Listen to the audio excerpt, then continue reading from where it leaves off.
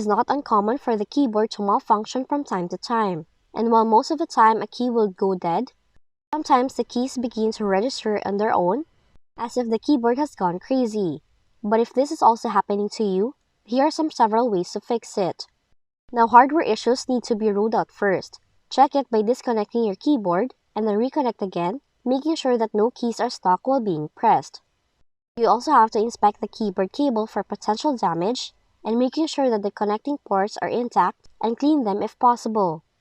But if those simple methods did not work, update the driver by opening Device Manager, expand the keyboard section, right-click on the keyboard driver, and then click on Update Driver.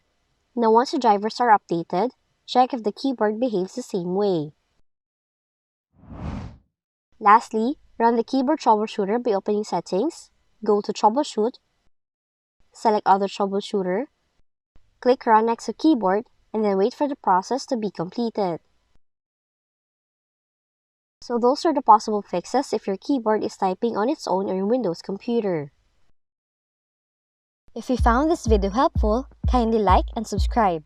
You may also click and turn on the notification bell so you can be notified from whenever we release new videos.